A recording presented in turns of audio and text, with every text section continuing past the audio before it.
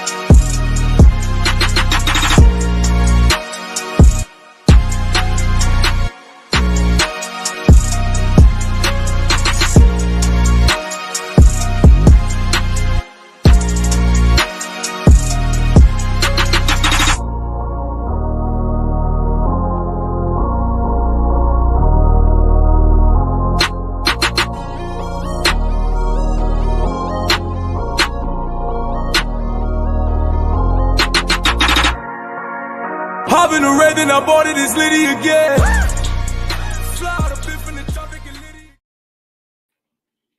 Y'all, welcome back to the Mic Check Podcast. This is T-Word, the People's Champ, here with my co-host Q. Today we're doing a special edition live with a special guest. We do have Doug Fischer coming on. He's backstage getting warmed up to give you guys some great information. But before we bring in our guest, anything you want to say to the people, Q? Yeah, man, welcome back to all our fans, all supporters. We really appreciate it. You announced it earlier today, but 3 months is not a small feat, right? For something that we've been doing now for a couple of months now, something that we revisited, which is awesome that we were able to kind of get this back going. T and I have known each other just now over about 6 years. So it's been great to reconnect, to do something that we love to do. And it's been really fun. We want to continue doing it. So we appreciate all the love and support we've gotten so far. Absolutely. Absolutely. So we're going to go ahead and bring Doug in from backstage. He's patiently waiting. Yep. So, gotta make sure I got my LL on. So guys, before we even get started, I do want to ask y'all to forgive my voice. I'm ending the bout with COVID. So just bear with me, okay, guys? But I'm gonna do my best. So Q will be center stage today. But we do want to welcome my guest, Doug. How you doing, my friend? I'm doing fine. I wasn't waiting long. Welcome on, Doug. Welcome yeah, on. I hope you feel better too. Yeah, I hope you feel better soon. We thank you so much for your time, gracing us with your presence. You are our first official joint interview guest. Mm-hmm. So you're going to go down in the Mic Check history as the history first books, right? distinction. You know what I mean? So welcome. I'm going to throw it to Q if you want to give our listeners a little bit of background on Doug. And obviously, I'm sure you want to speak for yourself. But if you go ahead and toss that up, Q. Yeah, man. Well, I think the one thing that everybody knows, if they've ever had to cover boxing or they've ever watched a lot of boxing, the one thing that they know is that Ring Magazine has been a staple, right, in the game as far as just a unbiased reporting and coverage of anything that has to do with boxing, whether you're talking about rankings, whether you're talking about awards, whether you're talking about fight of the year, fighter of the year. Those are all things that a lot of fighters look forward to when it comes to accolades in the boxing game. And Doug has been a big part of that for a long time now. So it's really an honor to be able to have somebody with your knowledge and your experience to be on this level and to join our show is really going to help us a lot. And we really appreciate the time, Doug. A lot of things to get to. So I'm really excited to get to have the conversation with you. So again, we appreciate you coming on. Well, thank you for the kind words. We try to be unbiased. We try to be objective. We try to be balanced. I think that's the best that any journalist can hope for, because everybody's got their biases. Everybody has their perspectives. You want to try to include as many perspectives as possible and be as balanced as possible when you're covering any subject. So I wouldn't say that without question, Ring Magazine has always been. I mean, Ring Magazine's been around 100 years, and in that 100 years, it always has its detractors or people who say, "Hey, the Ring is biased in some way," and sometimes they have a point. I mean, I've been reading Ring Magazine since the early 1980s. And there's been different times since that I've said, oh, well, they're biased for East Coast fighters, right? You know what I mean? Or their buyer, this writer has his bias, or this editor has his bias, or they have their favorite fighters or whatnot. And I'm sure there are people who say that about me or about the Ring magazine or about the website RingTV today. And everybody has an opinion, and they're all welcome to it. And all I can say is any news publication, the best that they can really do is to be as balanced as possible, because there's always going to be somebody saying, hey, you're biased. You know what I mean? There's always going to be somebody, especially, boxing's subjective, rankings are subjective, and Ring magazine has the oldest boxing rankings out there. And we've been giving out annual awards going back more than 90 years, right?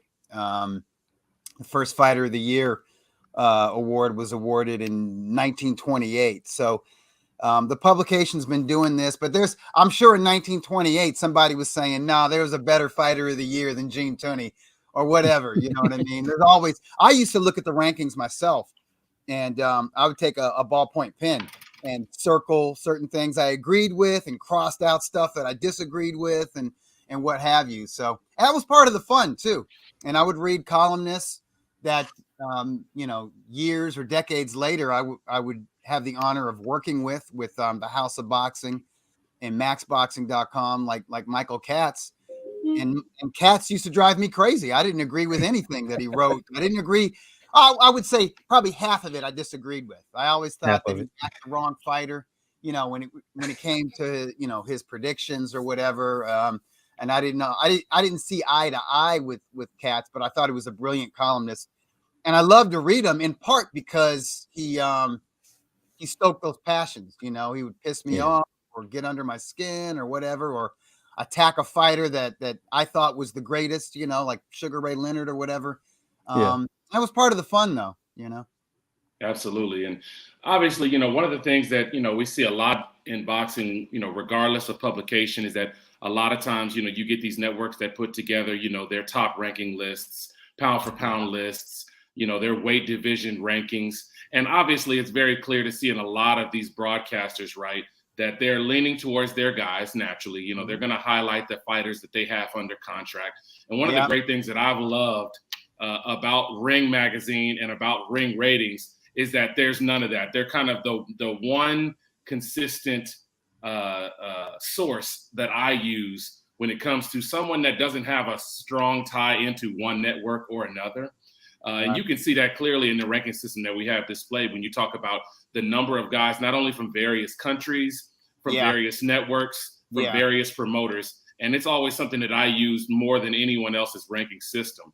But if we're going to go off from this and just kind of go back to the beginning, one of the first things that I wanted to talk to you about, Doug, really was what was the first fight that got you into boxing as a boxing fan? Was there a fight that you remember seeing at some point in your career, maybe early covering the sport, or maybe even before that when you were just a fan? Yeah, it was when I was a child. It was when I'm 52 years old. I'll be 53 in May. No way. So I was born in 1970. And by the time I came into my awareness as far as sports and entertainment, Muhammad Ali was the biggest thing out there. He had transcended boxing. He had transcended sports. He was just this iconic figure. And by this time, he was beloved. He wasn't the polarizing figure he was during the 60s, especially the late 60s, and during that 3-year period that he wasn't allowed to fight. By the mid to late 70s, he had regained the heavyweight championship, and he was an international celebrity. He was the man. He was funny, and he was larger than life. And I used to watch ABC's Wide World of Sports, just for like not the traditional sports, but the weird stuff. They would travel the globe, and it would be the kind of stuff. Sometimes it would be like Evel Knievel jumping, with his motorcycle, jumping over a bunch of buses. And to a kid, that's super cool. Maybe it's not a sport or whatever. It was more of a spectacle, but I used to watch for that kind of stuff. And I knew who Howard Cosell was, even though I wasn't a football fan. or even a boxing fan at this point. Howard Cosell was a household name. Everybody knew him, and they either loved him or they hated him. And I was amused by him. And I saw an interview that he did with Muhammad Ali in the lead up to Ali's final heavyweight title defense, successful title defense against Ernie Shavers. And Ali was just doing his shtick. He was talking crap about Shavers, and I thought he was hilarious. And it's, Ali sold the fight, and I wanted to see the fight, and told my dad that I wanted to see the fight. And, Dad was like, I don't know why he's fighting this guy. This guy can knock out anybody. It's a dangerous fight. And I'm just like, yeah, but Ali is the greatest. He says he's the greatest. Right. Everybody agrees he's the greatest. How could that happen? And my dad tried to explain to me that he's had a lot of hard fights, and he's an old man for an athlete, for a fighter. He was in his 30s, by this point, mid 30s. And, I didn't understand it. I had no concept of that. Like my dad was telling me about the third Ken Norton fight, which obviously I didn't see. And he was trying to tell me that Ali had taken a lot of punishment. So he was kind of saying, like he was concerned for Ali's health. Again, I have no concept of any of this. I have no concept of fighters being aged or shot or anything like that. I didn't know anything about Shavers.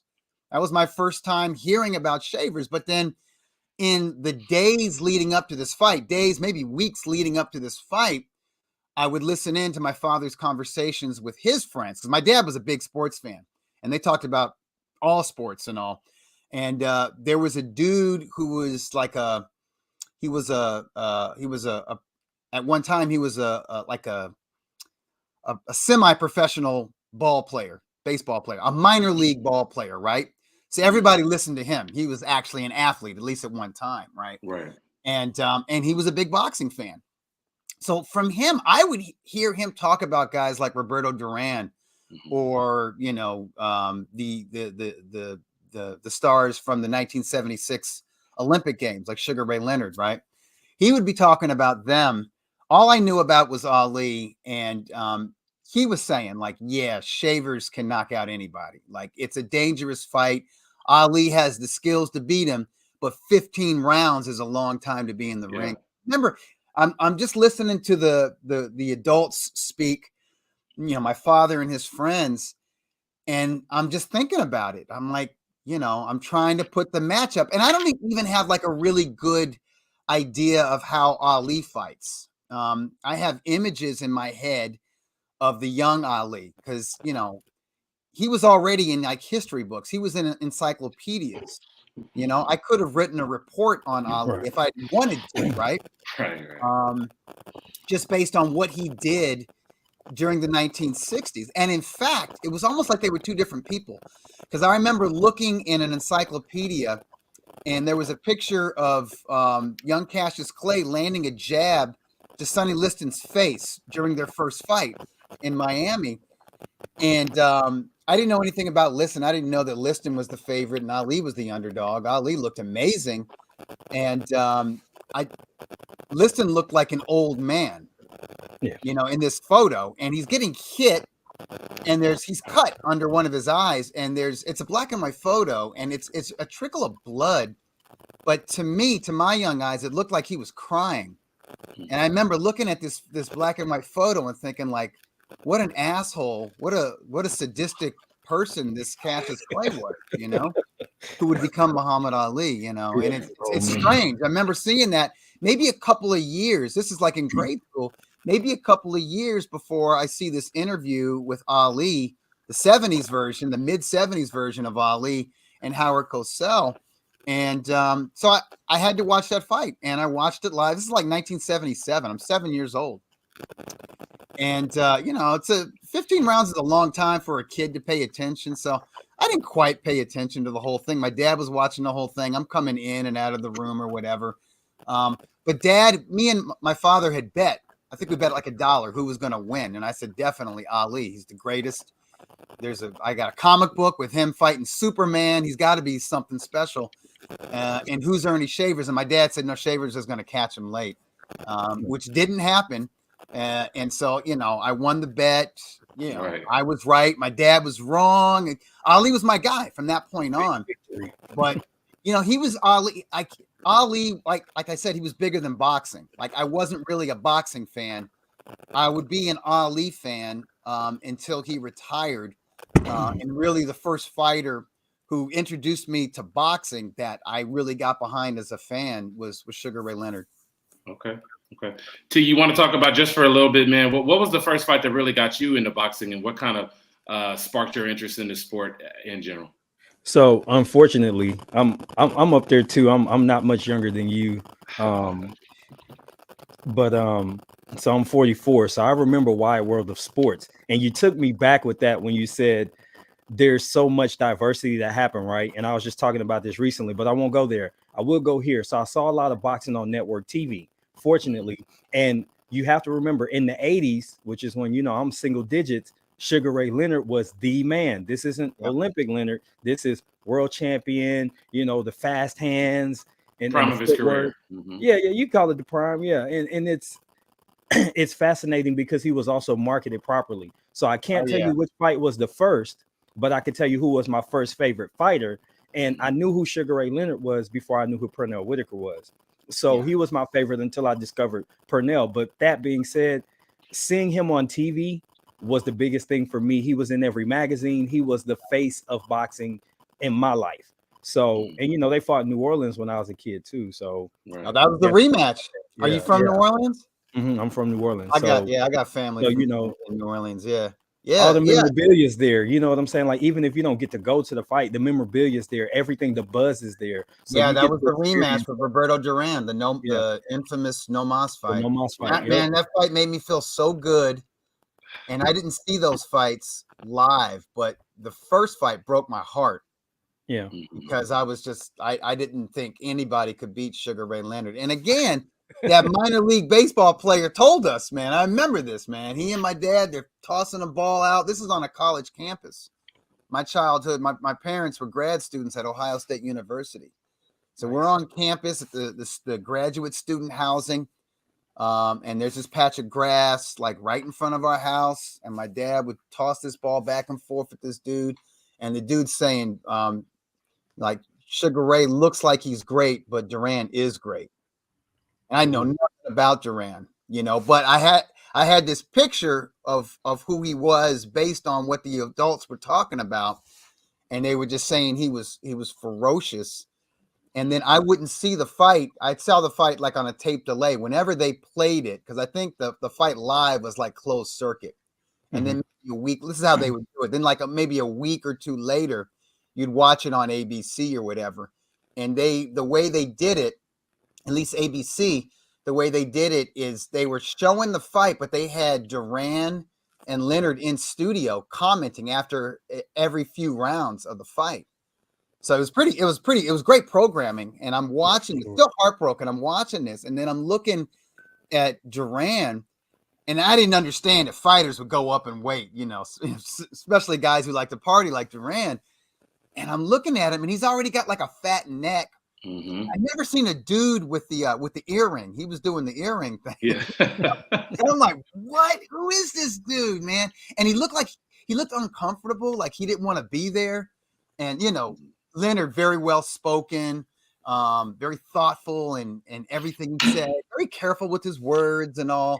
And Duran was just kind of like, yeah, whatever. Yeah, I beat him, and he's got somebody translating for him. And I'm just like, how did Sugar Ray lose to this dude, man? I couldn't believe, because, and I still didn't understand what I was seeing. It looked like at that time, like they were just smothering each other. Like, I'd never seen Sugar Ray fight like that. He'd always been this beautiful boxer with these fast hands, but with the killer instinct.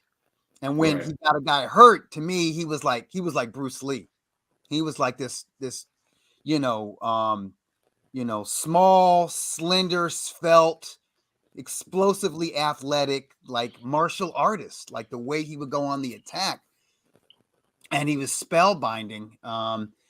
So I was used to that. And that's what I was thinking I was going to see with these Duran fights, or at least the first fight. And it wasn't. It was just this, like, these two pit bulls going at it. And I couldn't even you know, when I look at it now, I see a lot of craft on both sides. I really see Duran's craft now, you know, especially with that fight. But I didn't understand what I was seeing at that time. Like Leonard was my interface to boxing. And when Leonard lost, you know, or when Leonard would announce his retirement, right? You know, like my interest in all of boxing just kind of like dropped.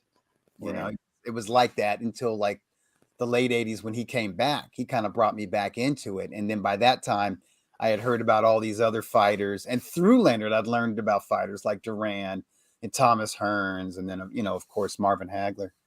Right, of course. Yeah, and I mean, for me personally, I mean, I remember the first fight of my life, and I'm substantially younger than both of you guys, so I know that this is a fight that you guys will both remember very, very well. Quentin, I'm 29. I'm 29. Oh, shoot, I was gonna say you're not even in your 30s yet. All right. No, not even. No. So wow. The first fight that I remember, I would have been 9 when Lennox fought Tyson. That was what, 2002, I believe.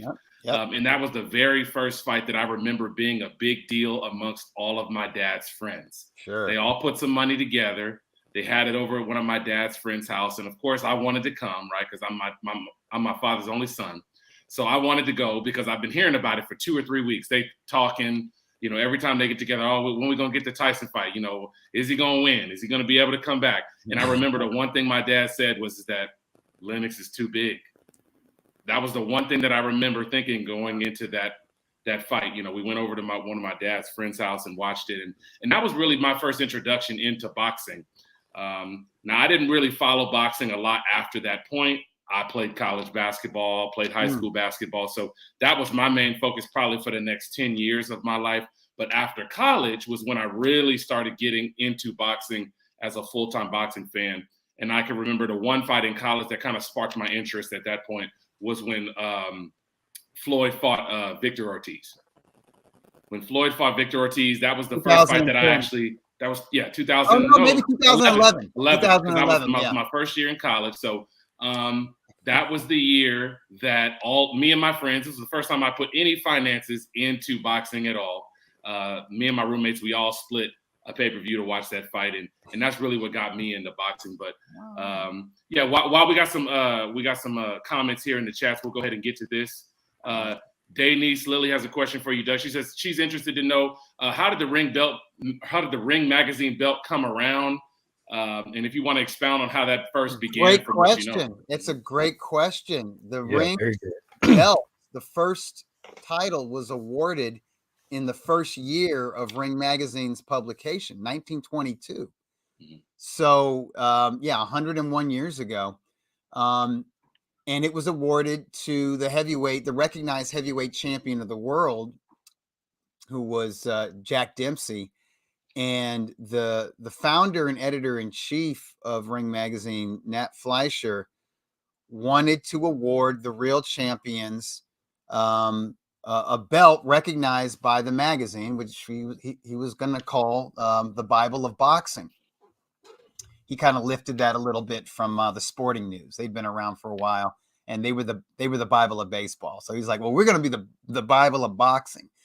And he was serious about that because prior to that, it was kind of like, you know, boxing wasn't even at this time, you know, especially prior to the 1920s, it wasn't even legal in every state. You know, it was a renegade sport. And, you know, the fighters themselves, after like a bunch of wins, or the fighters' management or whatever, would say, you know, they would claim to be the champion of a particular weight class based on, you know, we kicked a bunch of ass, you know, and you know, or it would be lineal, you know, like whoever was the generally or universally recognized by the public and the media as the champion. If you beat that champion, then you become the champion. Yeah. And after a while, different organizations or groups, sometimes it'd be like a sporting club or it'd be a publication like the Police Gazette.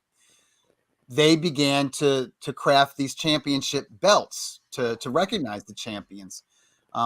But they could be, these organizations could be political sometimes. Like you piss them off or whatever, they take the belt from you. Right. And when he awarded this first belt to Jack Dempsey, and then the following year in 1923, he awarded the flyweight champion Pancho Villa from the Philippines, wildly popular in New York City. He awarded him the Ring Magazine Flyweight Championship. He did so because he said that these belts are going to be won and lost in the ring, not by any. He wrote this like in a column, like not they're not going to be awarded or taken away from the fighter in back rooms by committees or whatever. You know what I mean? Because that sort of thing had gone on. That sort of thing had happened. Right.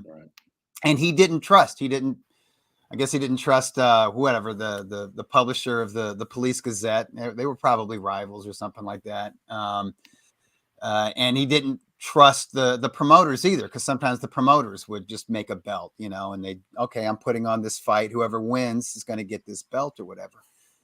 So he was going to be the safekeeper of boxing's integrity, and he felt that was important because if left unchecked, if left unobserved, he believed that a lot of the folks involved in the sport, they were corruptible, and that they would do things that would keep the sport illegal. And he recognized, especially with there was a rise in popularity in boxing in the early 20s.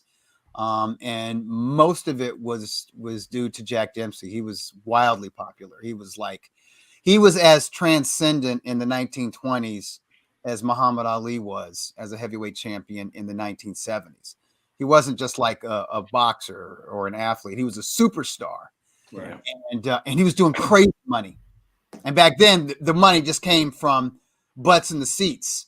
Right. And his promoter, Tex Rickard, was the kind of guy. He was the type of entrepreneur that, if he felt he had the big enough fight, he would take it to a location where he could construct his own stadium to seat as many people as he needed to seat. And he'd be like, well, if it's going to take whatever 100,000 butts in the seats for us to make $1 million, for me to pay these guys and for me to get rich, and that's what we're going to do. And he was that kind of dude. And once the various states, especially in the Northeast, when they started to see how much money Dempsey was bringing in, and the state that would sanction it, like say New Jersey, that's where in 1919, that's where he, I believe it was New Jersey, where he beat what's the guy's name? Jess Willard, the big guy, demolished him in 3 rounds. The tax that they were able to make, or maybe that was Toledo, Ohio, and maybe it was subsequent title defenses that took place in Boyles Acres in New Jersey. George Carpentier and wherever, he had these huge fights. When the other states saw how much money the states of New York and New Jersey were able to tax from these gigantic gates, they were like, let's legalize boxing. Let's get into it. Right. Yeah, let's get these big events in our states and all. So Nat Fleischer, he saw this and he was like, we got a good thing going here. Let's keep it going. Let's not let people ruin it with greed and with shady sort of activities. Mm-hmm. Yeah, definitely. And he felt that having a title that's solid. You know what I mean? You got to beat the right people. You got to beat the man. You get it, and then you're the champion, and that's that. Yeah. Absolutely. Well, you've covered a lot of different events. You've covered a lot of great rivalries during your time with Ring Magazine. I wanted to ask you this, and this was really interesting to me. What would you consider the best rivalry that you've covered in boxing? Oh, wow. It's definitely got to be Marco Antonio Barrera and Eric Morales. I thought and that was fascinating because I was a huge Barrera fan. And he was somebody that I would buy a ticket to watch him fight out here in Southern California. When he would fight at the Great Western Forum or when he would fight in Vegas, I would go to those fights just as a fan. And this is in the mid 90s. And by this time, I'm also writing about boxing on a freelance basis.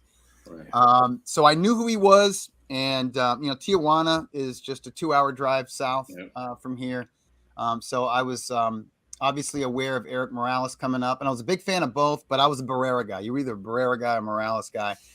And it was fascinating to see what was just like a hardcore fan's dream matchup, a fight that was just going to attract Mexican media and mostly Mexican fans, Mexican American fans. Mm-hmm. Seeing that blossom into a fight that that HBO got behind. The first fight was at Mandalay Bay, and it was on Boxing After Dark. And there was like, the event center at Mandalay Bay was cut in half. It could seat 13,000. So there was like 6,000 and change that were there. And they made the noise of like 15,000. Oh yeah. And it was a great fight, like one of the greatest fights ever. It's just amazing. They were superhuman that night. But their rematch, like a year and a half, 2 years later, that was at the MGM Grand in the big arena, and it was pay-per-view. Right.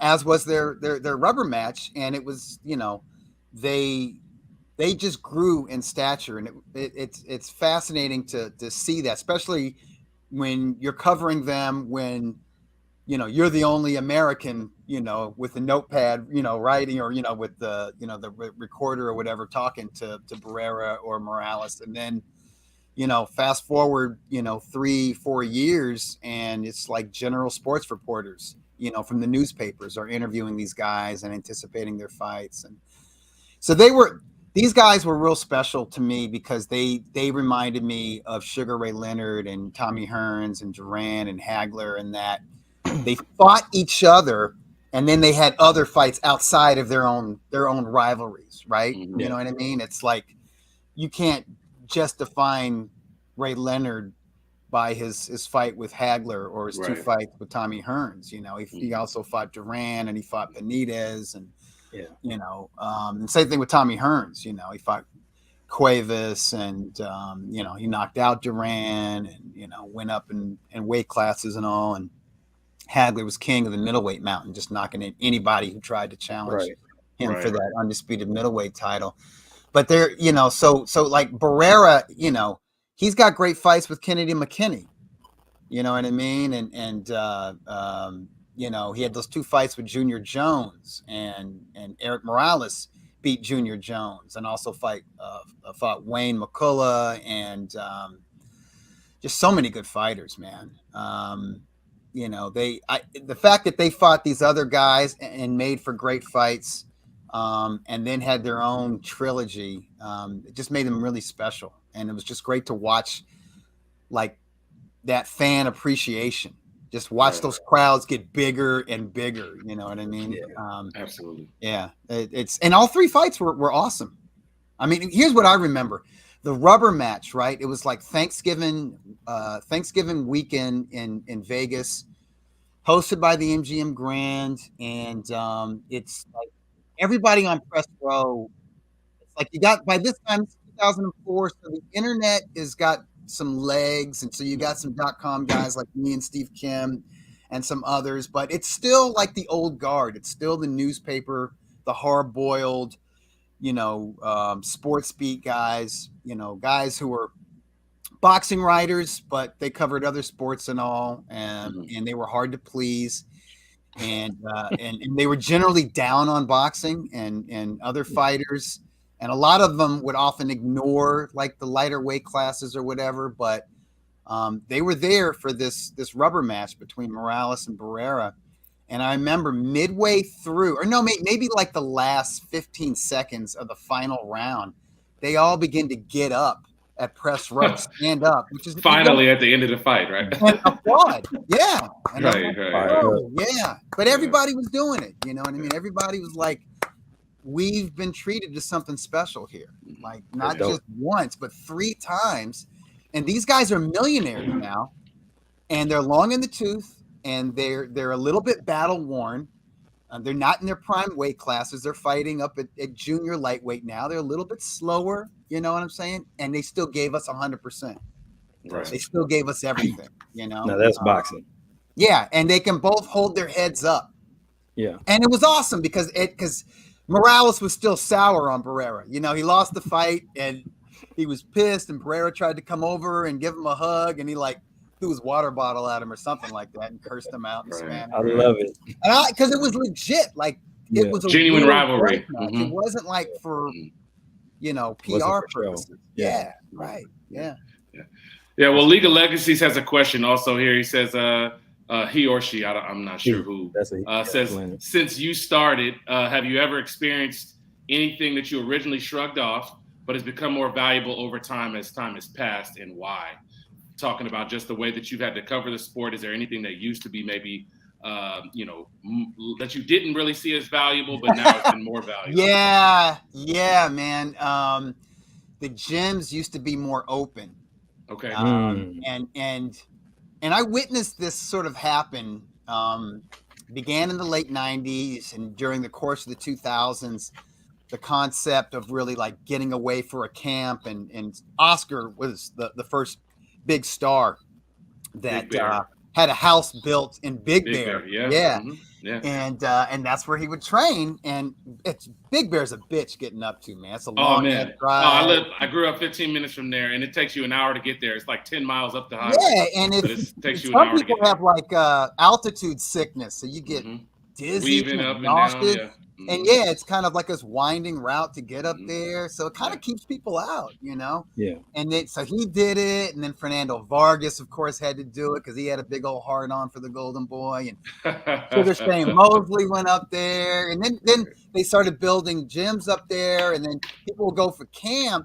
Whereas I remember like in the mid 90s, there was a gym called the LA Boxing Club in downtown LA that I used to train at. You saw everybody. You saw everybody, and you watch anybody spar, and they didn't like, okay, this champion is getting ready to spar, so everybody get out of this room, or everybody get out of the gym. Like that never happened. And in fact, a lot of those guys, especially the Mexican fighters, man, like when Morales would have like a media workout at the LA Boxing Club, he sparred. It was hard sparring, and he knew it. And like young guys would try to make their name sparring with him, like the like amateur boxers or whatever. Be like, I want to show out because use this as an opportunity. Friends are here and my family's here, and I want bragging rights. And it wasn't even about like getting a video clip, right? There's no social media or whatever like that, and phones didn't have the video capturing capabilities at this time, so it wasn't about like capturing something and like looking to make your name that way by looking good and sparring with like a champion like Eric Morales. It was like literally for their own pride and their own just their gym or their neighborhood bragging rights. That's it. It wasn't like for the public or whatever, but as the public, if you were a fight fan and you knew this was happening, you could be there. It wasn't just the media workouts weren't just reserved for the media.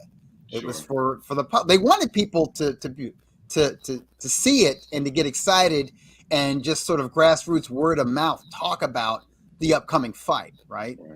So I didn't think anything of that because it was just the norm. But when I started covering boxing, I could go to any gym. I could walk into any gym and talk to any trainer.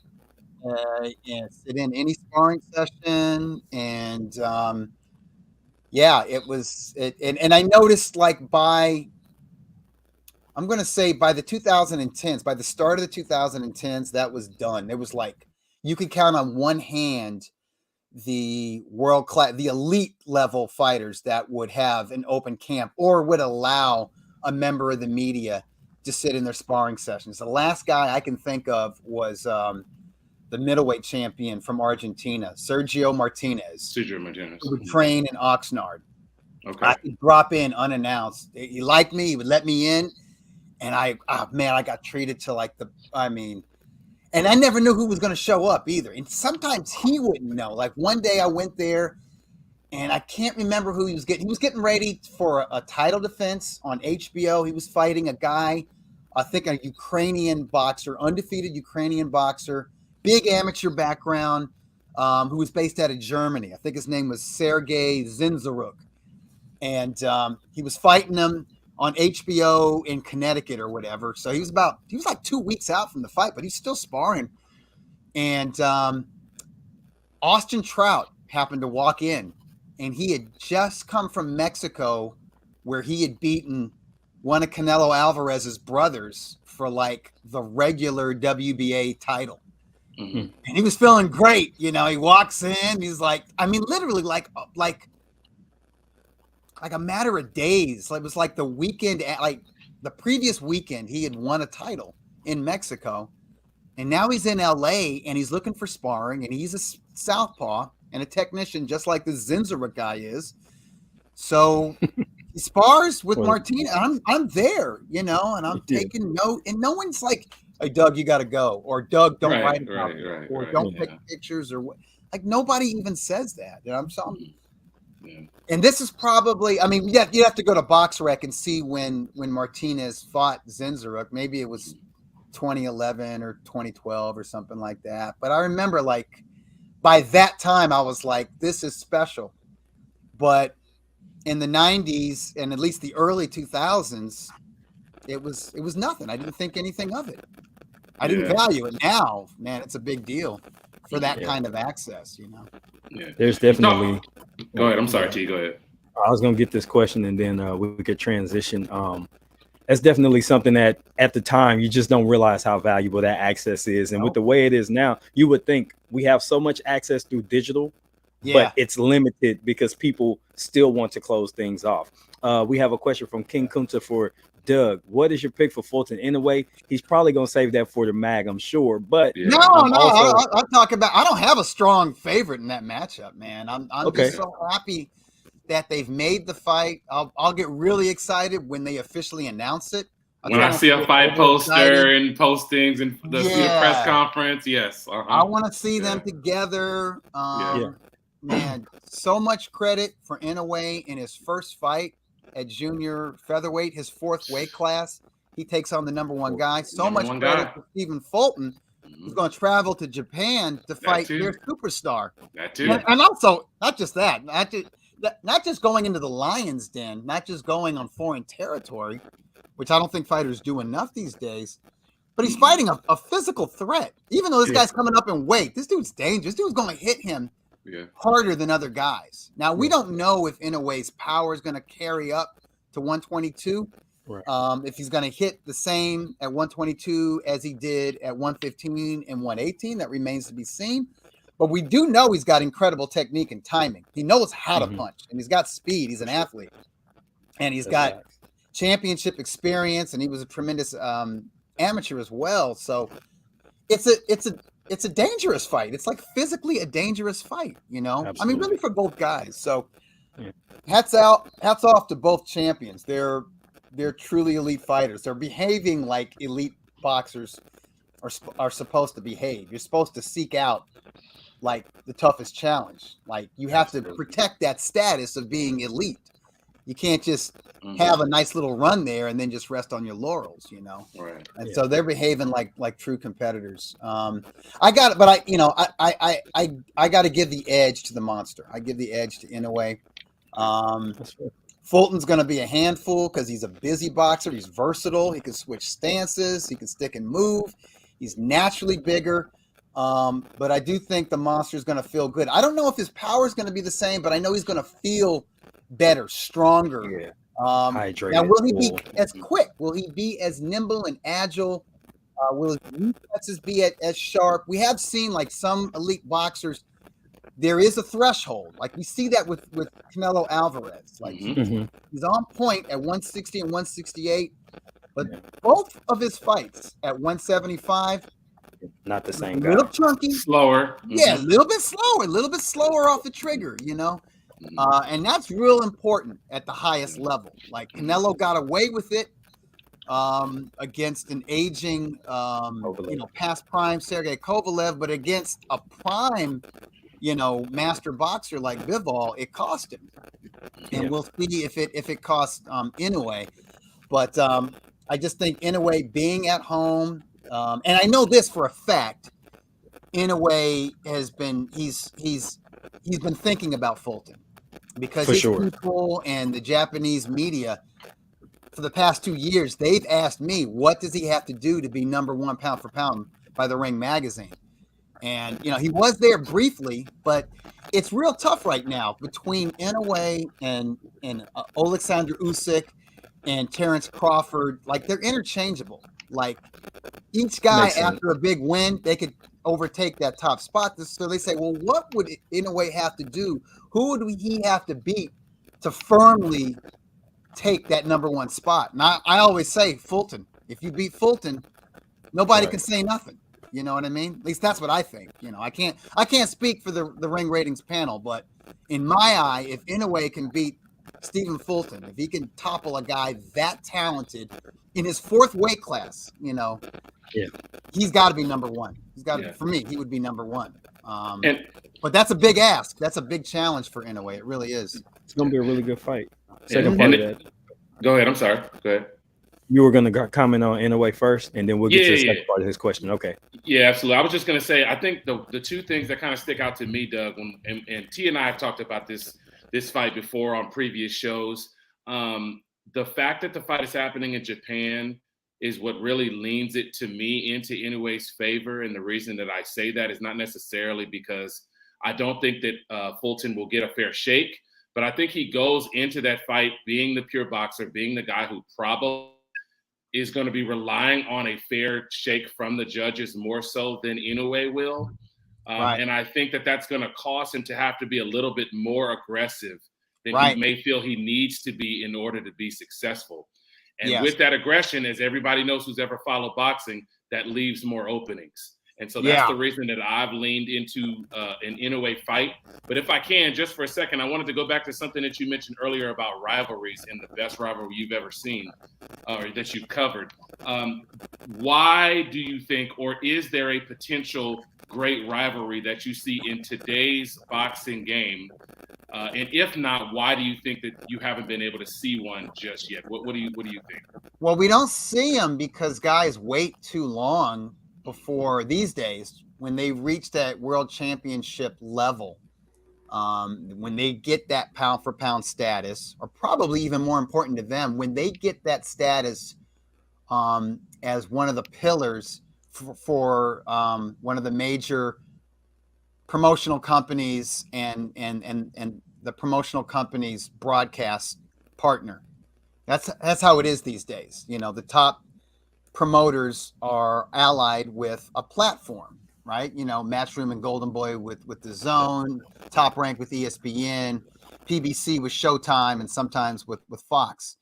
Once they become like one of the pillars of the boxing programming, they get paid a shit ton of money to fight anybody, and then they want like Fort Knox to fight somebody on their level.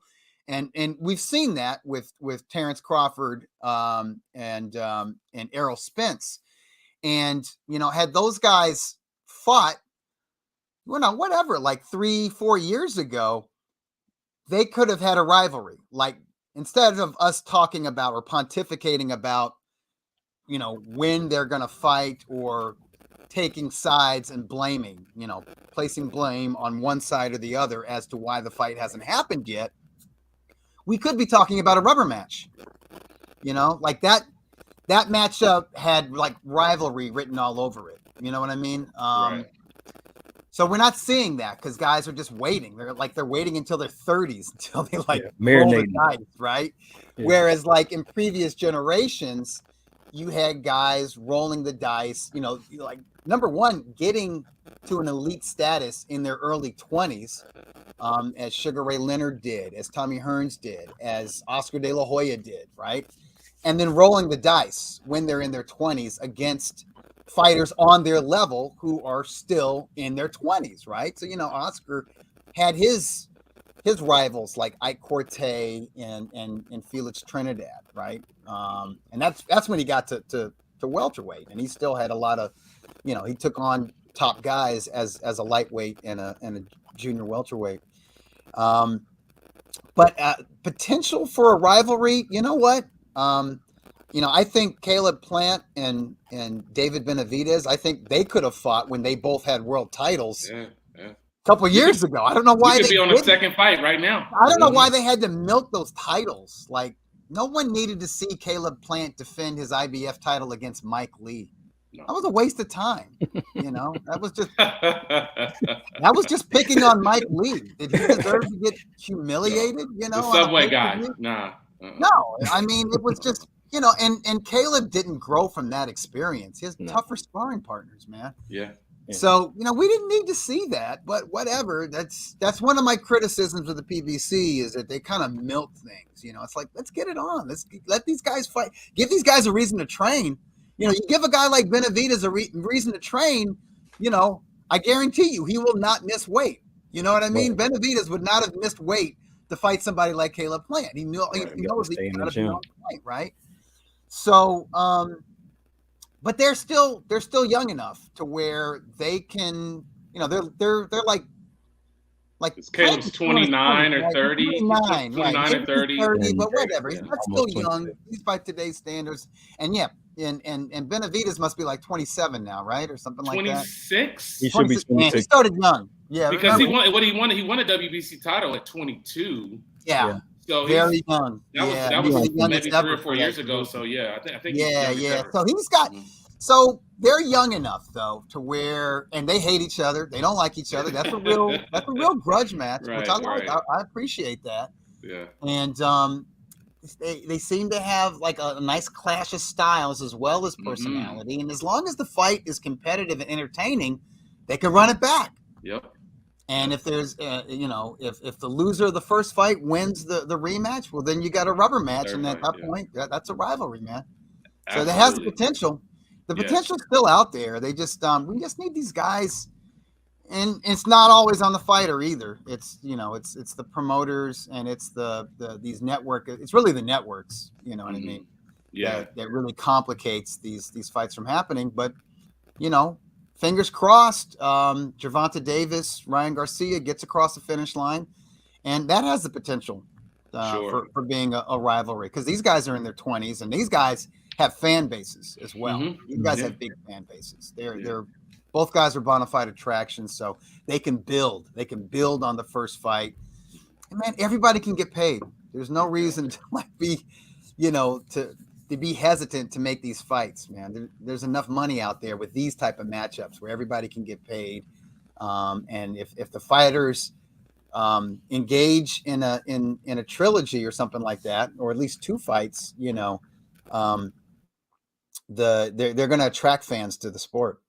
Yeah, and hopefully if they're able to establish a deal that's at least rumored to be a 2-fight deal, at least in Gervonta Davis's favor, what that means for a lot of fans is that at least there's going to be some relationship building there. We thought that we were going to get that as boxing fans when Wilder and Fury were able to come back together once Fury signed with Top Rank. Right. I remember going into the situation once Fury signed with Top Rank. I remember thinking in my head like, oh man, like the Wilder fight is not probably going to happen again because of the hostility there. So that maybe that's a great potential is that maybe if the fight is indeed going to happen in April, that there'll be an established relationship between both teams where they'll be able to see the numbers and see that it works from a financial. That rematch, the rematch with between Wilder and Fury is a good temp, and it makes sense because Fury and Wilder, they're also attractions. They have fan bases, right? So it's in the network's best interest to work together in that situation. It's not kind of like with Artur Beterbiev and Dmitry Bivol. Yeah. Tremendous fighters, but if you're not a hardcore fan, you don't know who these guys are. Yeah, the draw isn't there. Fan bases, so it's like it's kind of harder to get past that network divide. But when you got guys that are as popular as Davis and Garcia, you would think that these networks can come together because the PBC and like Fox and ESPN coming together. That was, I was at that Wilder Fury rematch, and it was a big event feel. It reminded me of the old days with Don King cards at Caesar's Palace. You know what I mean? It was like, man, this town is buzzing about a boxing match everybody's talking about this heavyweight fight.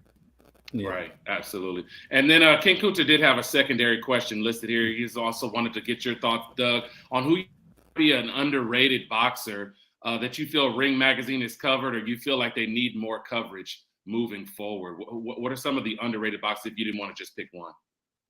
Yeah, well, is he saying underrated boxer that the ring has covered, but we feel they should get more recognition beyond the ring? Yeah, definitely Ramon Chocolatito Gonzalez. I mean, he was somebody I don't like. I've been on the panel for a long time, the ratings panel.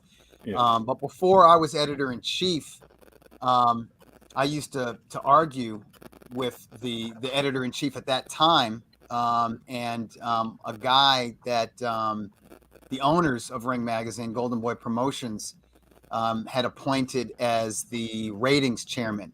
He's passed away now, but he was a former Nevada judge named Chuck Giampa. And Rosenthal and Giampa, very reasonable guys, like real cool guys, very knowledgeable in their own ways on the sport, but they kind of had a blind spot for like lighter weight class guys. And also, I would say like they definitely paid more attention to American fighters than they did fighters from Central America or South America or from Asia. And I used to push. I remember this is like 2013, really starting in like 2012, right? I would push, especially after because Rosenthal and I covered the first Chocolatito fight against Juan Francisco Estrada. That was at the LA Sports Arena in late 2012. And so I'm like, okay, you've seen this guy. You told me yourself he's awesome. Why isn't he in the pound for pound? And he'd be like, oh, yeah, maybe, I guess so. But then he would say like, yeah, but who are these guys he's fighting, you know? And at that time, Estrada, if you look at Estrada's record, he didn't really have anybody on his resume. He was basically a prospect who proved to be like a top contender by going 12 hard rounds with Chocolatito. And then, of course, in his very next fight, he beats Brian Valoria, right? Like maybe a future Hall of Famer, right? And goes on this great run at flyweight or whatever. So in retrospect, yeah, Chocolatito had beaten an awesome opponent. But at that time, even then, even after that win, and I think Gonzalez's record after that victory over Estrada, that first victory, was like he was like 34-0 with like 30 knockouts, right? and that was his second weight class. He was like the man at strawweight, and now he was Ring Magazine's #1 rated junior flyweight. But those are the lightest two divisions, and because of that, like especially Americans, American sports writers, they don't pay attention to those lightest weight classes. I mean, Ricardo Finito Lopez, he was on those big Don King pay-per-view undercards, but he wasn't even part of the pay-per-view portion. Right.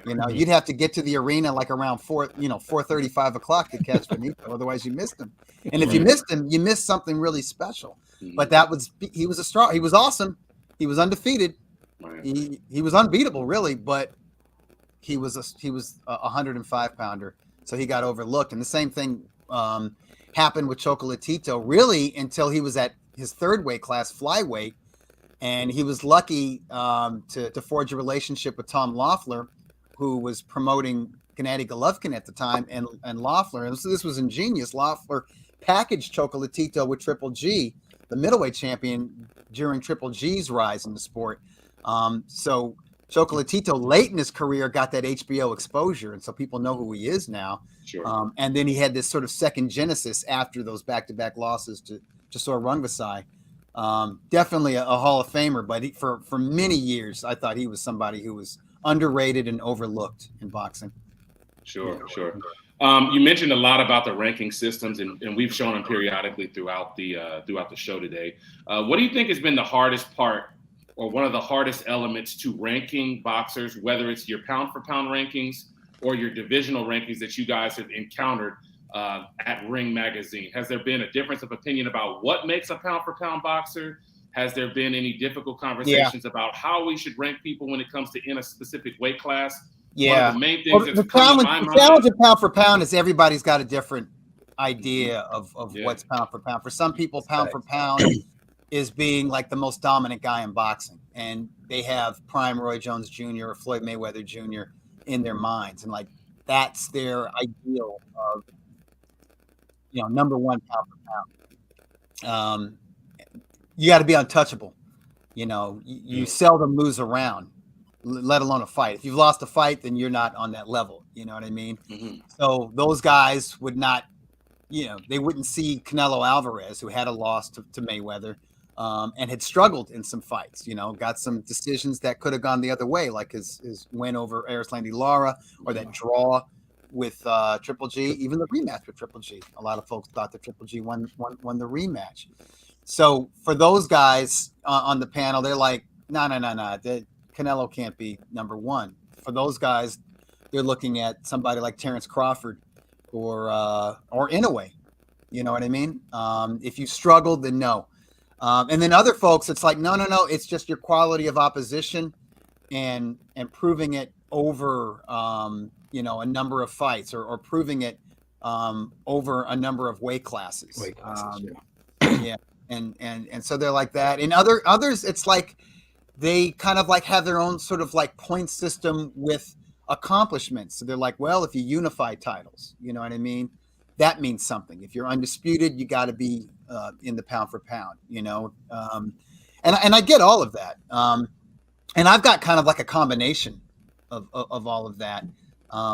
Me too. In my mind, Inoue right now is number one pound for pound, but Mine number too. one pound for pound is Mine too right now, according to the Ring, and that this is by committee, is Alexander Usyk. I can't argue with that either, though. I can't either. I wouldn't argue with Crawford. I wouldn't Uh-uh. argue with Terrence Crawford being number one either. I really wouldn't. And I only let Usyk in because of multi-weight That's pound for classes. pound. Yeah. But with the divisional, I think one of the things that holds back any ratings panel is just not knowing who's out there. And that's why I try to have as many knowledgeable people from as many parts of the world where there are vibrant boxing scenes a part of the Rings panel, so that we don't ignore little guys, or we don't ignore fighters from other countries. We're aware of prospects who are becoming contenders, or previous guys who were previously gatekeepers who've won enough times to be considered a legitimate top 10 contender. Yeah. And there's always going to be some arguments there. And all we can do is strive to be transparent and let people know how we got to where we got, let them in on the process. And I try to post, if not every week, then every other week, a Ring ratings update where we show you, okay, these have been the changes to our divisional or pound for pound rankings. And here are the panelists that weighed in with their opinions that led to these decisions. Sure. Yeah. And I know one of the things that's kind of become a plague in boxing, and I know that this has probably stymied a lot of you guys' updates to your Ring ratings on a regular basis, has just been inactivity. Yeah. When you have guys out for a year plus, 18 months, almost 2 years, but they're in your top 10. It just happened with Jamal. Charlo. Inactivity. He was dropped from the middleweight rankings, and you hate to see it. Yeah. So that's certainly something that we want to hope that can be turned around at some point, obviously, not only as boxing fans, but I'm sure as media members as well. Is there something in boxing, Doug, that you've seen that you would like to be changed just in general, regardless of whether it's cross-promotion, whether it's a rule or a trend that you've seen in boxing? What's one thing that you feel like is something that you'd like to see change that would be better for the sport moving forward?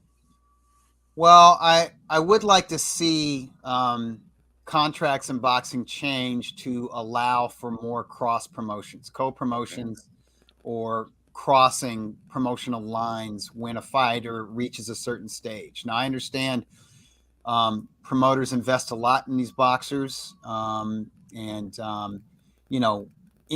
into the contracts now is, there are pay increases as the fighters develop from 6 and 8 rounders to 10 rounders to 12 rounders. They definitely get a bump up in pay if they can win a major world title. But I would like to see it written into contracts more that are where if a promoter cannot allow a fighter to fight as often as that fighter or that fighter's management would like to fight in a year's time, I'd like for there to be provisions where that fighter can go on another platform, even if it's a smaller platform. This is something that we used to see in the 90s. You see HBO fighters, right? And if they wanted to stay busy between those HBO dates, that's where they made the money. They could drop down and fight on USA Network or ESPN. Yeah. I used to see this with Stay busy. James Toney. James And Toney, yep. yeah, all the time. And Shane Mosley, when he was a lightweight, he won his IBF lightweight title on HBO Boxing After Dark. And maybe his next 2 fights were on like ESPN, and then he was back on HBO. But he was fighting, 4, 5, 6 times a year as James Toney was. With James Toney, it was just about the activity. You know what I mean? It was about the activity, and that's how he stayed in shape. If he wasn't fighting 6 times a year, he's going to be heavy. And with Shane Mosley, it was about getting exposure because he didn't have a major promoter for the first 3 or 4 years of his career. So maybe his first 20 bouts, Shane was fighting on club shows out here in California. He's fighting in parking lots and ballrooms. Wow. And off TV. And there was no streaming back then. So he needed to make up for lost time. So for Shane, fighting on basic cable was about fighting in front of a larger audience. But he was allowed to do that. And these days, these fighters aren't able to do that. So I think it needs to be written in the contracts. And I think if a fighter can reach a certain level, like if a fighter can win a world title and there is a world title holder in his weight class that fights on another platform, I think in the interest of creating unification bouts and ideally ultimately creating undisputed champions, I think major world title holders, it needs to be in their fighter contracts to allow them to unify. And if they can't unify on under their promotional banner and their promoters platform, they need to be allowed to cross the street if that promoter and platform can offer them, a substantial payday. They need to be able to do that, and we've seen that with recently with Stephen Fulton fighting in Japan. It's not a PBC card. He's not going to be fighting on Showtime. He's going to be fighting on Amazon Prime in Japan. And in the US, I don't know. Maybe it's going to be ESPN because that's the network partner for Inoue in the US, right? Yeah, I think we need to see that. It needs to happen. So I would like to see contracts change that allow fighters to be more active and to fight more significant fights. Yeah. Yeah. And that falls with the fighters too, in terms of you have to negotiate from a position of power and negotiate in your flexibility in advance. Number one, expect success. And with that success, you negotiate in advance that when I reach this level, we understand that there's sides of the street right now. I don't want that tying me back. If you want me now before I'm a big star, you have to agree to this now. Because once I blow up, I'm going to be somewhere else because you turn me down now. That's right. That's right. And, we saw, like, for a while, there was a lot of friction between Ryan Garcia and Golden Boy Promotions because Ryan was a prospect, but he wanted to be paid a certain amount of money. But by the traditional contract, Golden Boy could come back to him and be like, Ryan, you don't have a world title. You know what I mean? You're like, you just stepped out of the 8-rounders. You just started fighting 10-round bouts. Yeah. And this is just the process of any up and comer. And Ryan was like, no, I'm not like your average up and comer. I have a certain profile on social media, and I think that matters. Yeah. And I'm selling tickets, and I'm hitting different demographics that your other fighters aren't hitting. And I think my pay, my minimums should reflect that. And they had to renegotiate. But I think if fighters are marketable the way Garcia is, and they envision a future like Garcia has crafted for himself, where I'm going to build my social media following, and I believe if I get certain contracts with big time sponsors, or like whatever, like an entertainment agency or a modeling agency, or if I got a singing career, that I think is going to even like make my profile even bigger and attract more attention to these fights and put more butts in the seats, then I want to be paid according to that, not according to whether I'm fighting in a 10-rounder or a 12-rounder, or whether or not I'm fighting for the WBO belt or the IBF title or whatever, even the Ring Magazine title. You know what I mean? I want to create my own metric for my pay scale. Then they need to do that. They need to set those terms when they first sit down with their promoter. And if they need to include the network in there, then they need to, maybe create a 3-way contract like so. But Definitely. when they sign those contracts, which is there's a change, and I think it's happening. It's going to happen because of Garcia's success, but also because of the success of content creators like Jake Paul. Mm-hmm. Yeah. I think contracts are going to change, hopefully for the better. Yeah. One of the other questions I have for you, Doug, is I know that, and I saw some reporting a couple of weeks ago that said basically that Senicia Estrada and Tina Ruprecht are going to be awarded a Ring Magazine title for the first time in their division as women. They are strawweight, right? Strawweight, yeah. Yeah. At strawweight. So that's going to be happening March 25th for all those watching that are interested in seeing that fight. That's going to be the fight of the night, by the way. The main event, 100%, the main event is Jose Ramirez versus Ricky Comey. Yeah. No offense, no disrespect to Comey, because he's been a hard-nosed contender at lightweight and junior welterweight for a long time. Won a title at lightweight. Mm-hmm. Yeah, that's right. Yeah, he did have the IBF title, but he's seen better days. So I think the more even matchup is Estrada and Ruprecht. Yeah. But my question was just looking forward for the rest of this year. What are some of the potential consolidations when we talk about the number 1, number 2 guys crowning a new division that you're really looking forward to? I know the 2 that I'm hoping for, and the 2 that I'm looking most forward to, it's got a lot of press recently, is going to be light heavyweight. Yes. And that's welterweight, hopefully. Those are the 2 that we've been talking about a lot. Ring Magazine ranks Bivol number 1, Beterbiev number 2. Yeah. But you can go elsewhere and they'll have Beterbiev number 1 and Bivol number 2, and I totally get it. They've got great resumes at 175 pounds. They need to fight each other. I want to see that way more than I want to see Bivol Canelo Alvarez rematch. I don't care to see Beterbiev defend, his titles against mandatory challengers anymore. He's done that. Yeah. He's turned back Joe Smith Jr., Anthony Yard. You see Smith Jr. is still ranked number 5, Anthony Yard number 6, Marcus Brown. That was a hell of a fight, bloody ass fight. I want to see Beterbiev against a fellow unbeaten world title holder. That's gonna determine who the true champion of the division is. And they deserve a big fight. They deserve a huge event. Again, it's the way the contracts are now and the network divide. That's going to be a huge roadblock. And unfortunately, these guys don't have huge fan bases like a Ryan Garcia or Gervonta Davis. That's going to kind of force the networks to come together because they know the event's going to be huge enough. Yeah. But I'm hopeful for that number 1 and number 2 fighting each other.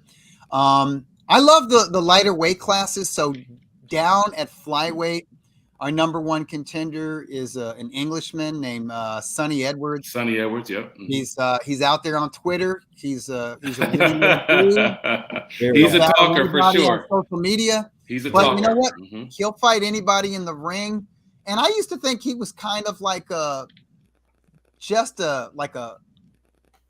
what do you call him? Like a cutie in the ring, like maybe even like a stinker or a spoiler. But no, he's a boxer. He's a pure boxer. Doesn't have a lot of knockout power, but his last fight was that Nicaraguan cat that he fought is a beast. And Made easy work of He him. went Too. at it. Yeah, man. He fought him 12 rounds. He didn't just stick and move, man. He stuck his nose in there and he battled it out on the trenches and he fought off the ropes.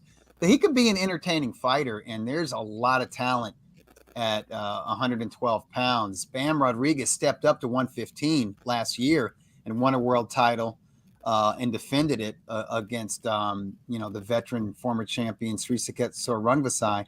But now he's dropped down to a more natural weight at 112. So that would be a tremendous matchup at flyweight. Can you go to the flyweight rankings on Ring Magazine? Yeah, sure. I'm trying to see who the number 2 at flyweight is. Right, I know Sonny is number 1. See if I can get it here. Sonny. Yeah. He's definitely. Yeah, you guys got Julio Cesar Martinez. Oh yeah, yeah. So that would be fun. That'd be a lot of fun. Martinez is wild and crazy. I don't think Martinez looked good in his last fight, to be quite honest. He looked a little sloppy. In his previous fight before that, he fought Chocolatito. Yeah. Mm-hmm. Yeah, and Gonzalez spanked him. Took him to school for 12 rounds. So, but it'll be interesting to see if Edwards can do it because Martinez is strong. He's strong. He's wild. Not quite as like effective in his slugging as somebody like Mauricio Lara, but he's kind of that mold, that Mexican slugger who's he's crazy, but he gets the job done. Up at featherweight, Mauricio Lara, it hasn't been made official yet, but we are going to move Lara from number 3 to number 1. So that would push Ray Vargas, who's our number 1 for now. And we don't know if Vargas is going to stay at featherweight. He just lost at 130. Looks like it got updated already. Oh yeah, it was updated. All right. Good job to our senior editor, Brian Hardy. Yeah. That's an all Mexican showdown. It's a title unification bout. That would be for the Ring Magazine title. That would be a clash of styles because Vargas is tall and rangy, stick and move dude. It'd be interesting to see if Lara can hunt him down. The one I want to see though would be Lara against Lopez. I know it's not going to happen.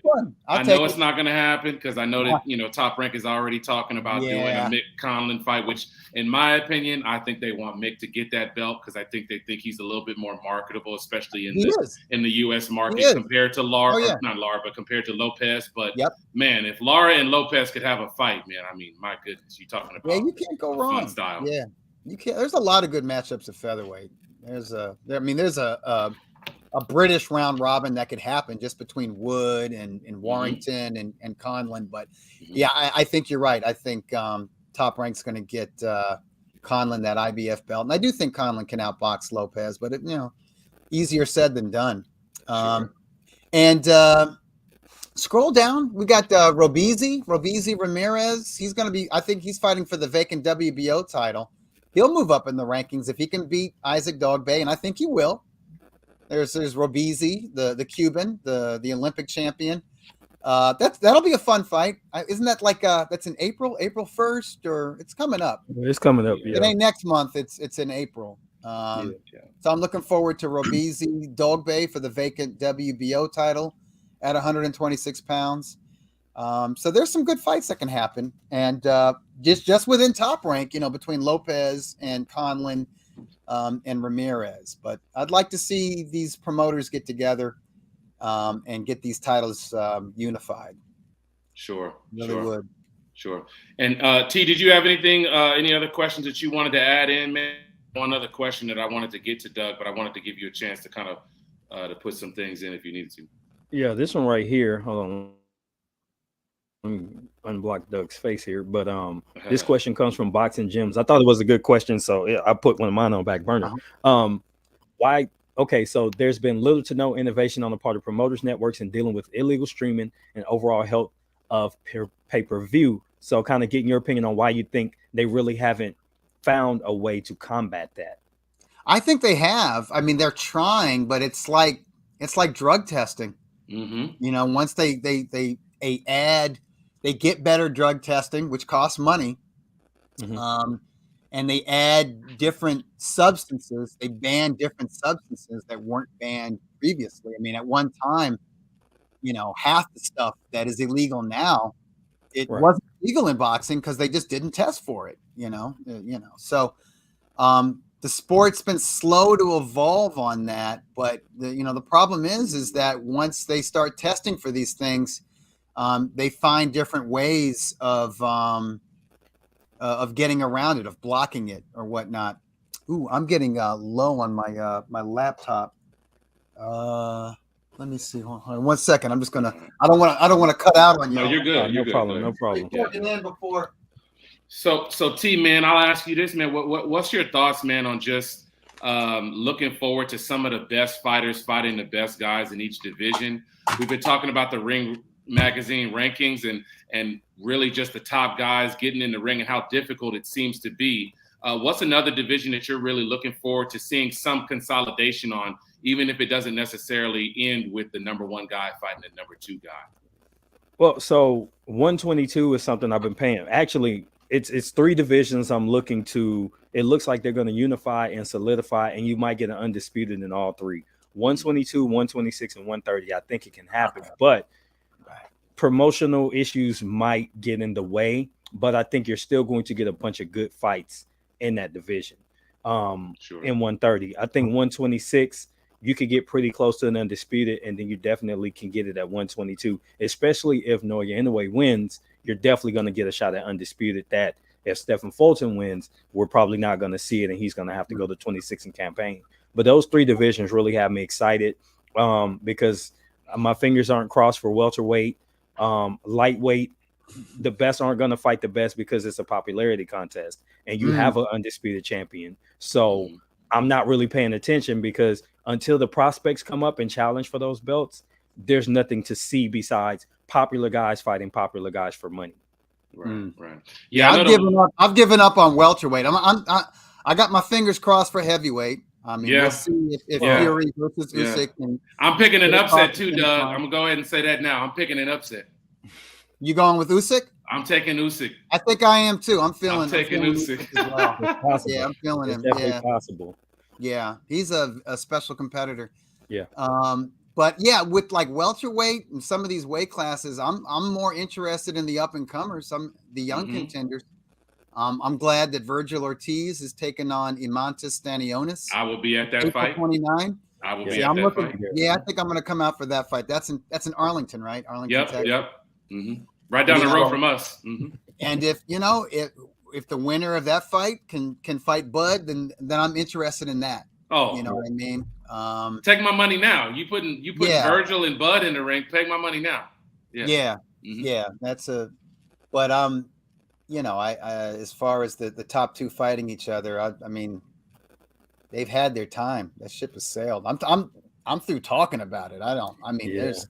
There's YouTube channels just dedicated to going on and on about it. It's definitely running its course. How do you guys care? I mean, I guess maybe it gets views, they get subscribers. I don't know. Yeah. If you look at the content on this channel, we literally have like 2 Crawford Spence videos, and it's because something specific happened that was notable. We had to cover it. Right. We're both kind of traditional media guys in the sense that we don't. I respect that. Yeah, we don't just follow what's going to trend and build our subscribers. We could be over 1,000 easily right now, but we cover good news and we cover a lot of different topics. There's a lot of coverage on the lighter weights because we understand that boxing is an entire sport, not just a couple glamour divisions. And it's international. That's right. 17 weight classes, the entire globe. And there's women. And I don't and there's women as well. And I don't have a problem with people talking about Spence Crawford. It's just the taking sides. Mm-hmm. I'm team Spence, so I'm going to hate on Crawford and anybody who likes Crawford. I'm team Crawford. I'm going to hate on anybody who likes Spence. I'm just like, it's become juvenile. Yeah. And I'm seeing guys get really worked up. Yeah. I mean, really, I'm like, check your blood pressure. Yeah. That's what's great about us. The beauty of this show, I was just about to say that because T is a Spence guy. I'm a Bud guy. He thinks Spence would win. I think Bud would win, but we can respectfully have the conversation when we've had it, and it doesn't have to go past that, which is always great. Yeah, those aren't bad takes. It's not a bad take. No. You know what I mean? Crawford beating Spence, Spence beating Crawford. I mean, it's that's why we want to see it. Yeah. You know, we definitely but I mean, but the thing is, I mean, it didn't happen last year, and Crawford was a free agent, and I mean, he's butted heads, you know what I mean, with the company that promotes Spence, and I don't know if they're sour now, and I don't know where he goes. I mean, hopefully he can get along with Golden Boy, and they can figure something out, because he needs to be active. When you talk about, for the people who say, well, why isn't Spence number one pound for pound? I'm like, man, you got to fight more than once a year. That's true. You don't fight once a year. It's got to be a badass. It can't just be some contender or whatever. I can't. Not only that, but that way. Spence is now he's down to 4 fights in the last 5 years. Yeah, that's just the tragic. Numbers don't look good in that regard. I did have, and he's 35. I did have one thing I want to add to that, since we're talking about fighter activity, but also fighter popularity, because that's impacting a lot of these fights.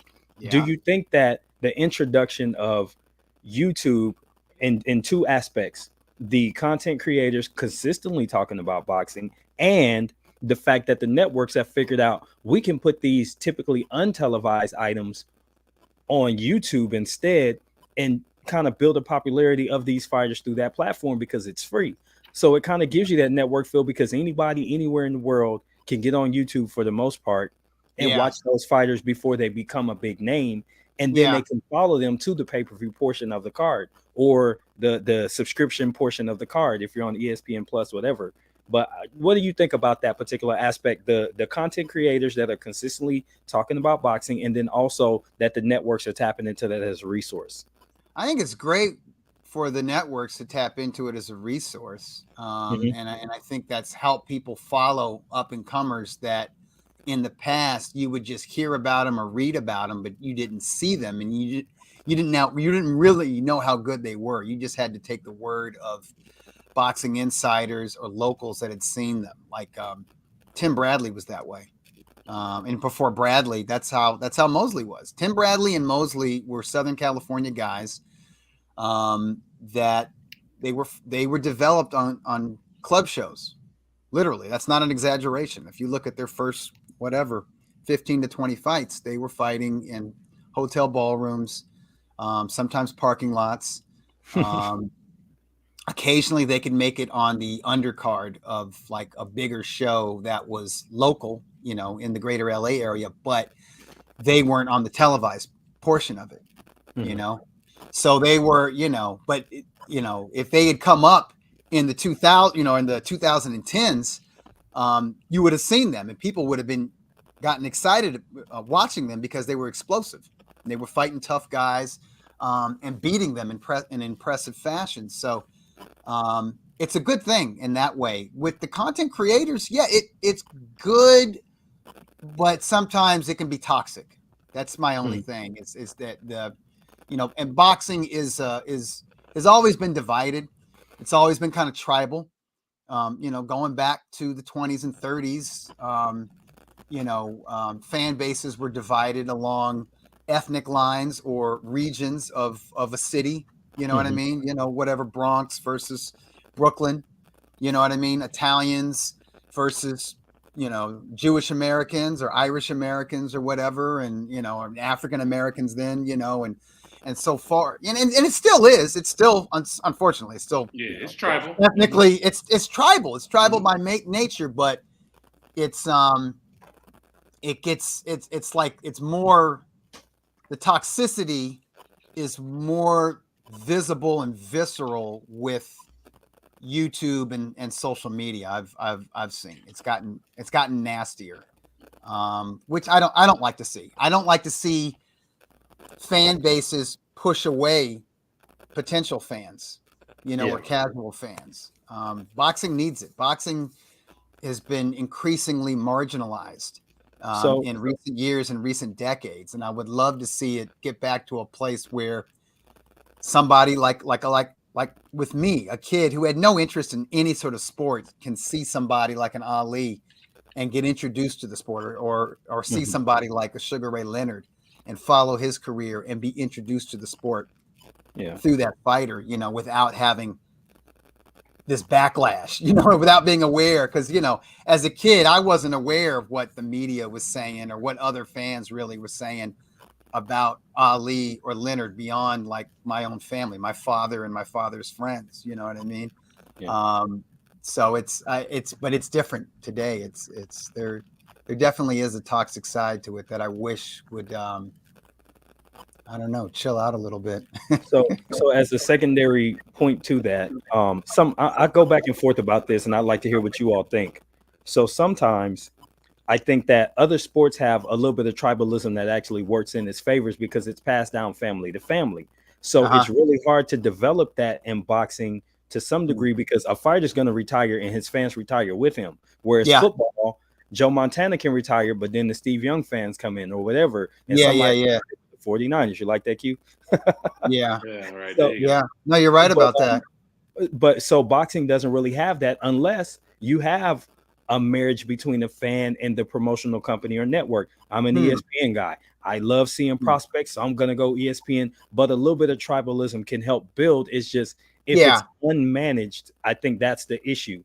It's ungoverned. That's the thing with the YTBC. The YouTube community is unmanaged. Well, boxing's ungoverned too. The sport is, and the business is widely ungoverned. But no, I get that. And yeah, you're right about that. That tribalism, the way like before YouTube really sprouted and before social media, there were communities that were formed via the message boards, right? The comment section, the message boards, and these folks would get together and go to fights together. And you still see that now with YouTube communities and Twitter communities, and I think that's great. I don't like it when it gets to the point where they attack each other, where it's like there's tribalism and then there's like, I don't know, like gang mentality. It shouldn't be the Crips and the Bloods. You know what I mean? That's all. And also I'm old school and I'm traditional and I came from a place of journalism. That was my foundation. That's, before I covered boxing, I was just a general reporter, not even sports reporter, just a general assignment newspaper reporter. And I went to journalism school. I went to Columbia University. I got my graduate degree in journalism. So I also had that, I get turned off if you're a YouTube channel and you're not really covering the sport, you're just attacking people. It's like, well, that's not, or, you're not covering the sport. You're not a journalist. You're an advocate. There's a difference between advocacy and journalism, So I don't know. It's, but that's just me.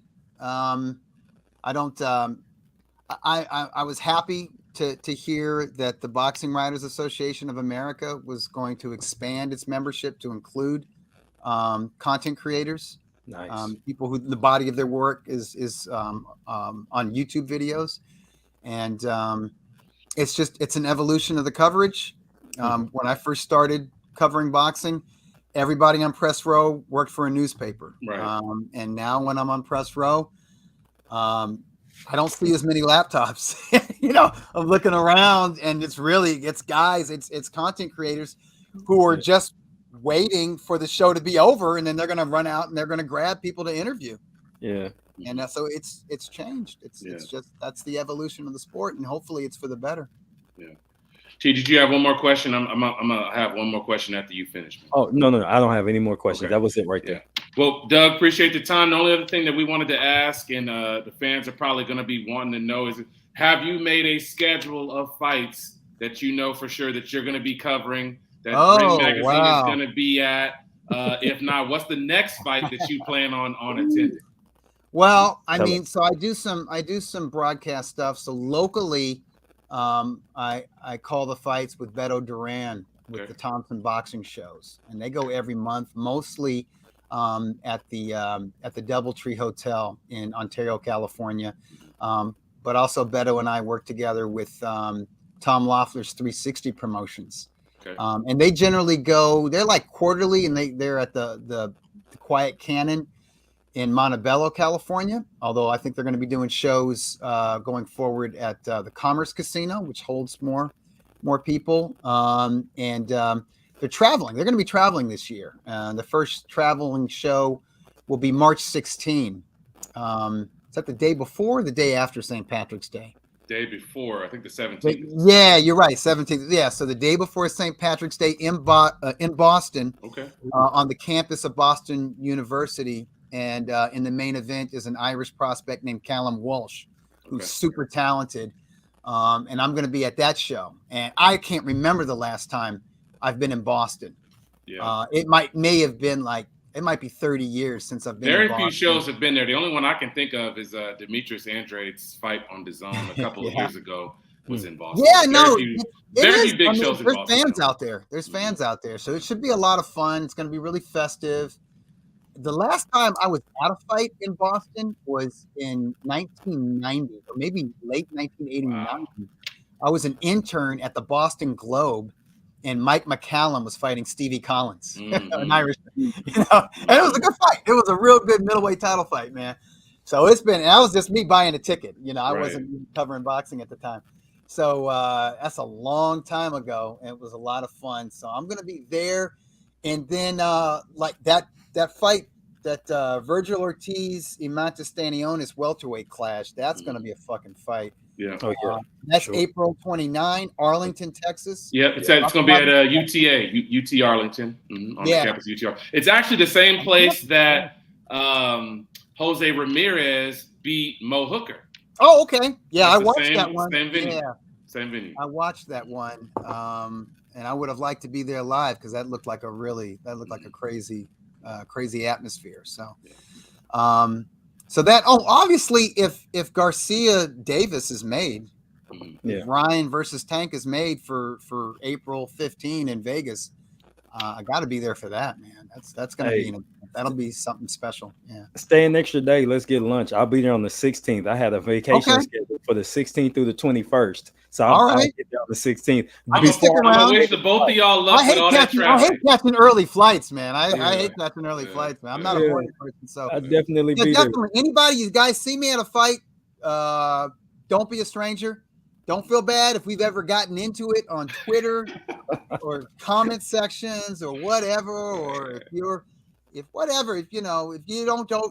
you disagree with my views, it's not a big deal to me. Seriously, I don't get upset about that stuff. We can all be friends at the fights. Right. I always enjoy talking boxing with anybody.